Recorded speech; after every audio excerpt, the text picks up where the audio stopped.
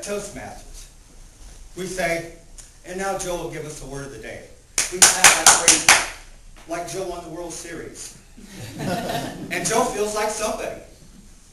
But did you ever feel like a nobody?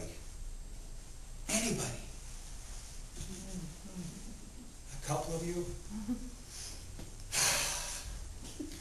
Well, I don't like to brag, but I think I felt like a bigger nobody than you did. When I was little, some people would say I'm still little. When I was young, I was very short. Then when I was 16, I shot up like a weed. I grew like crazy. Something like 3/8 of an inch. I matured late.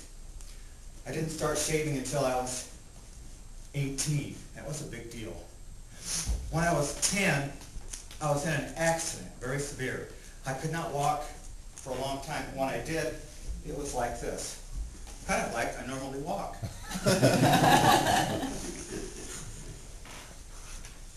The worst part, oh gosh. Do you remember the first time you heard your own voice? Anybody? I was in denial, total denial. That's not me. Listen. That's somebody else. I don't have a list. I was not good at sports. I was not good at school. If somebody picked on me and I came home with a bloody nose, well, at least that was some attention. Have you ever wanted to change, but you didn't know how? One day I was watching Alan Ladd in Shane. Alan Ladd was a little cowboy who kicked butt. Bingo, it's going to be a cowboy. Or I was going to try to look like one. About this same time, my neighbor, Bud, gave me a set of dumbbells. He said, Johnny, pump iron. Get yourself some big guns. The girls will love it. Those bullies will back off. Bud gave me a few boxing lessons. And he taught me how to kick over my head. I thought I was dangerous. I mean, just enough to get into trouble. I pumped iron. Morning, noon, and night. My arms swelled up like balloons. Around the same time, I started smoking Marlboros. My macho image. This is a small town. Everybody noticed. The jocks loved me.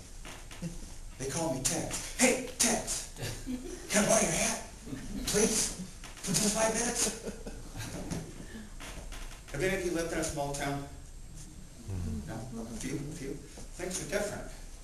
Back then, there really were times I walked 10 miles through a foot of snow just to get to the pool hall. I mean, the high school. I wasn't that bad of a student. I graduated third in my class. I couldn't help it was a class of 4.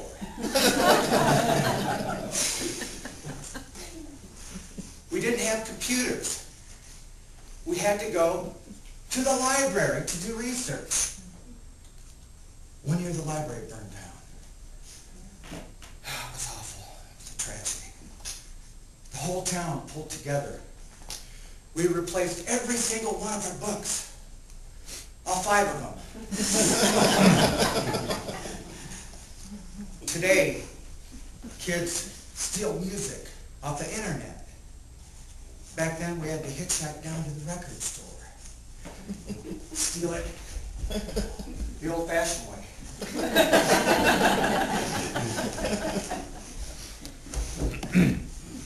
That reminds me, something I like about cowboy shoes. After a long, frustrating day, you get home, you walk through the front door, you can do this.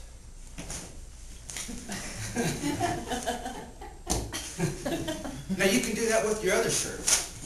It's just a little expensive.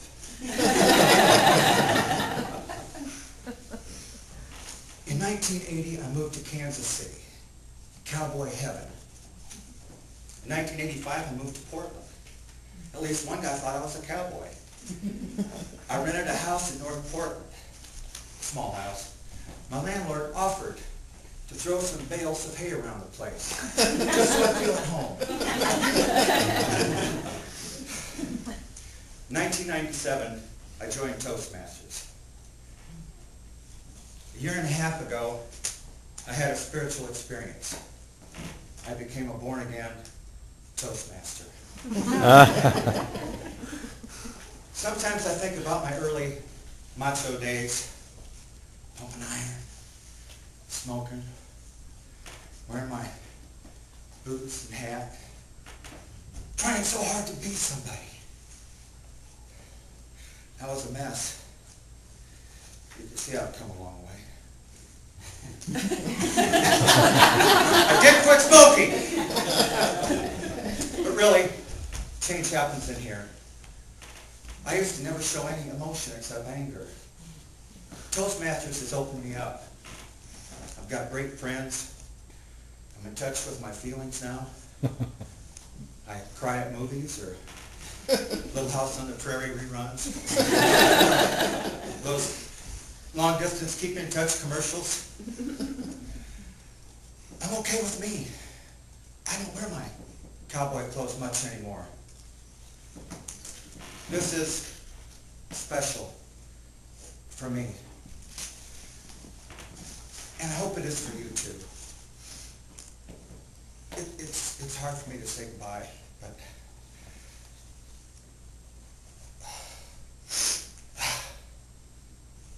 it's okay.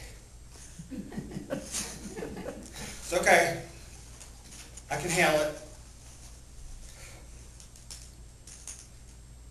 I'm tough. Tough.